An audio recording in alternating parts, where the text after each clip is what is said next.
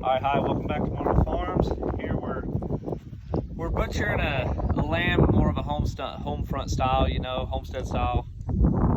A lot of people, they don't know exactly what to do.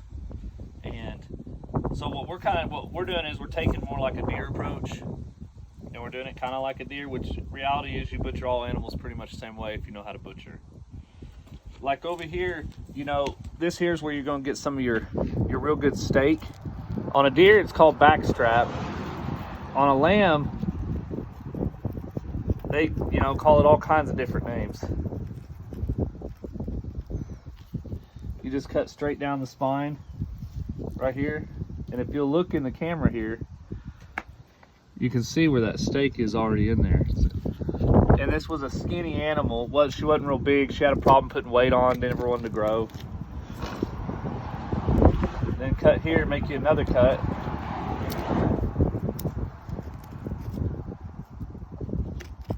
Just cut right down them ribs.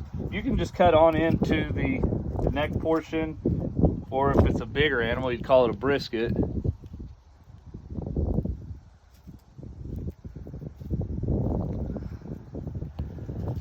This right here.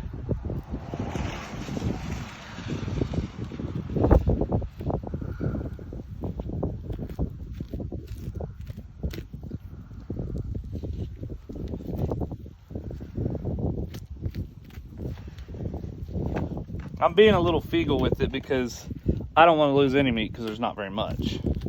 But really, you could just take this and it just straps right out, but you'll leave little chunks of meat behind if you do that. So I'm going to use my knife and just go all the way down.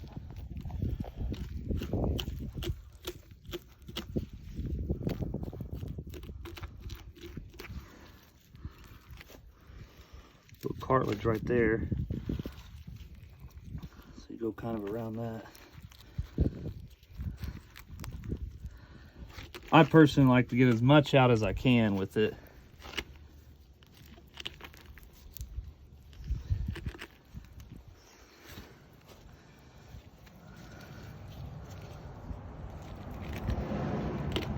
Okay.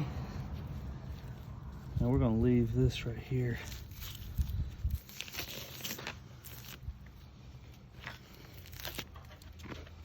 And it should come out looking something like this.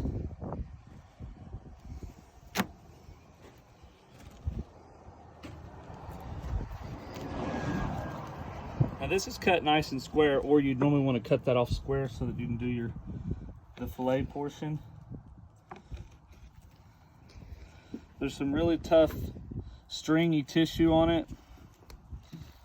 Like on a bigger piece of meat, you'd go ahead and you cut here, go ahead and cut there, cut along the long side, and then you'd flip it over like this. I take it to the edge of the table.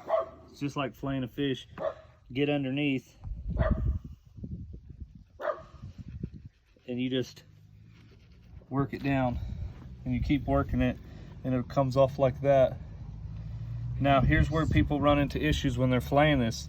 You see this tough tendon-like, it's a tough tendon-like tissue. It's very tough. Knife barely cuts through it. Really, so you don't mess up on your fillet, best thing to do is go ahead and work that off.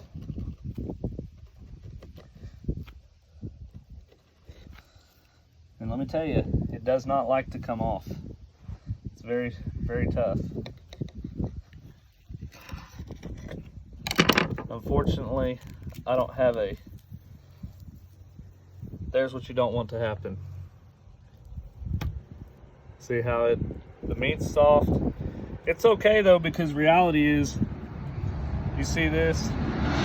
I did that because reality is I cut mine all the way down into here, and most of the time you stop right around in here. And that's all that came off was that extra portion. That's not really my meaty. See how it lays open? That's not really the backstrap area. This is the backstrap. This is extra.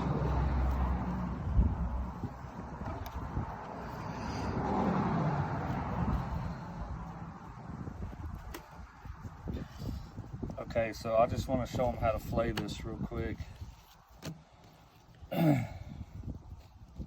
Like I had started right here. Surprisingly, it came off a little easier. So you get your knife under here, like I said. Okay, you kind of hold on to this, stay flat.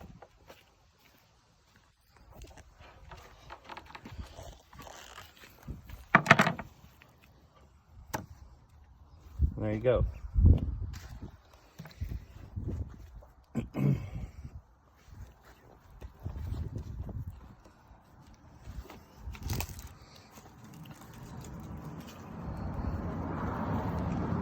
And another thing, have a good knife. This isn't good enough for me.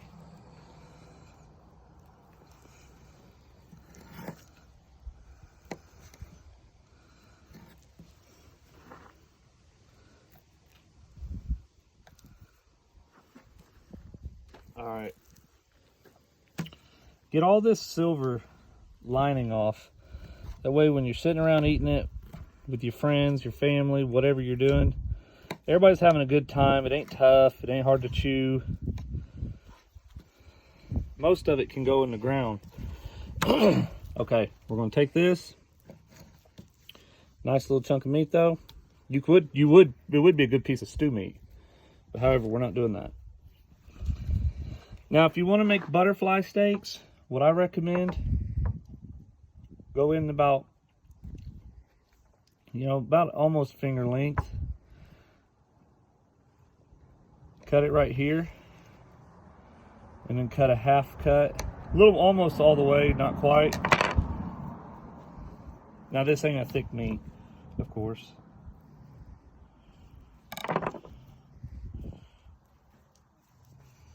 Okay, you ain't gonna make butterflies. That's not thick enough meat. But if it was, you'd have something like, that'd lay open. You'd have something that would be like this here, laying open into a big steak. Oh, okay. To where it looks like a little 8 ounce or 6 ounce. Yeah. But when your meat's super small already, thin, not gonna do it. So we're gonna just take them and cut them into portions that we kind of already want.